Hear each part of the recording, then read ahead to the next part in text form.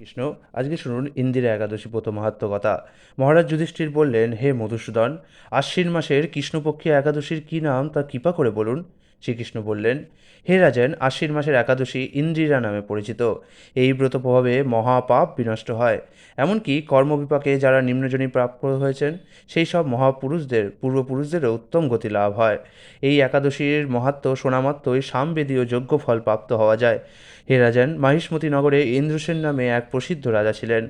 ধর্মবিধি অনুসারে রাজ্য পালনে তিনি বিশেষ খ্যাতি সম্পন্ন ছিলেন। তার বিপুল ধন সম্পত্তি ছিল। পুত্র পৌত্রাদি সহ তিনি সুখে রাজ্য পরিচালনা করতেন। বিষ্ণু ভক্তি পরায়ণ সেই রাজা নিরন্তর শ্রী গোবিন্দ নাম গানে মগ্ন থাকতেন। একদিন রাজা সুখে রাজসভায় বসে আছেন, এমন সময় দেবশ্রী নারদ স্বর্গ থেকে সেখানে এলেন। তাকে দর্শন করে রাজা হাত জোড় করে উঠে দাঁড়ালেন। দণ্ডবত প্রণাম করে মুনিকে আসন, পাদ্য, অর্ঘ্য আদি ষোড়শোপচারে পূজা নিবেদন করলেন। তারপর বললেন, হে মুনিবর, আপনার দর্শন মাত্র আমার যাবতীয় যজ্ঞ ফল লাভ হয়েছে। এখন আপনার আগমনের কারণ জানিয়ে আমাকে কৃতার্থ করুন। দেবশ্রী নারদ বললেন, হে মহারাজ, অতি বিস্ময়কর এক কথা শ্রবণ করুন। আমি একসময় যমলোকে গিয়েছিলাম। সেখানে যমরাজের সভায় বহু পুণ্যকারী আপনার পিতাকে দেখলাম। ব্রতভঙ্গ পাপে তাকে সেখানে যেতে হয়েছে। হে রাজেন, আপনার পিতা যে সংবাদ প্রেরণ করেছেন তা আমি এখন আপনাকে বলছি। তিনি বললেন, হে ঋষিবর, মহিষ্মতির ইন্দ্রসেন রাজা আমার পুত্র। তাকে বলবেন যে আমি বহু পুণ্য অনুষ্ঠান করলেও কোনো কারণবশত জমালয়ে আসতে বাধ্য হয়েছি। আপনি কৃপা করে তাকে সর্বপাপনাশক ইন্দিরা একাদশী ব্রত পালন করতে বলবেন। সেই ব্রত প্রভাবে আমি নিষ্পাপ হয়ে স্বর্গলোকে যেতে সমর্থ হব।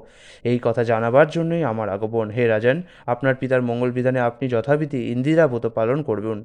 রাজা জিজ্ঞাসা করলেন, হে দেবর্ষি, সেই ইন্দিরা ব্রতের বিধি কি? কোন তিথি বা কোন পক্ষে এই একাদশী করা কর্তব্য তা কৃপা করে আমাকে বলুন। দেবর্ষি উত্তর দিলেন, হে মহারাজ, আশ্বিন মাসের কৃষ্ণপক্ষে দশমীর দিন শ্রদ্ধা সহকারে প্রাতঃস্নান করবেন। মধ্যাহ্নে ভক্তিভাবাপন্ন হয়ে পুনরায় স্নান করবেন এবং রাত্রিকালে ভূমিতে শয়ন করবেন। পরদিন একাদশীতে পাতক ইত্যাদি সমাপন করে নিরাহারে থাকবেন। ব্রতের নিয়মাবলী দৃঢ়ভাবে পালন করবেন। হে পুণ্ডরীকাক্ষ, হে অচ্যুত, হে শরণাগতের প্রতি কৃপা করুন। এইভাবে শ্রদ্ধা সহকারে শালগ্রাম পূজা করে পিতার উদ্দেশ্যে ব্রতের ফল অর্পণ করবেন। দ্বাদশীর দিন সকালে ভক্তি ভরে শ্রী গোবিন্দের পূজা করে ব্রাহ্মণ ভোজন করিয়ে অবশেষে নিজে মহাপ্রসাদ গ্রহণ করবেন। হে রাজন, বিধি অনুসারে শ্রীহরি এবং ভক্তদের অর্চন করলে আপনার পিতৃবর্গ মুক্তিলাভ করে শীঘ্রই বৈকুণ্ঠে গমন করবেন। রাজাকে এই উপদেশ দিয়ে দেবশ্রী নারদ প্রস্থান করলেন। রাজা ইন্দ্রসেন মুনিবরের উপদেশ অনুসারে পুত্র পরিজন সহ ভক্তি সহকারে এই ইন্দিরাবতের অনুষ্ঠান করতে লাগলেন। তখন দেবলোক থেকে পুষ্পবৃষ্টি হতে লাগলো এবং তার পিতাও বিষ্ণুলোকে গমন করলেন। তারপর রাজা ইন্দ্রসেন নিজ পুত্রকে রাজ্যভার অর্পণ করে নিজেও বিষ্ণুলোকে ফিরে গেলেন। এই ইন্দিরা একাদশীর মাহাত্ম্য পাঠে ও শ্রবণে মানুষের সকল পাপ মুক্ত হয়ে বিষ্ণুলোক প্রাপ্ত হয়। হরে কৃষ্ণ।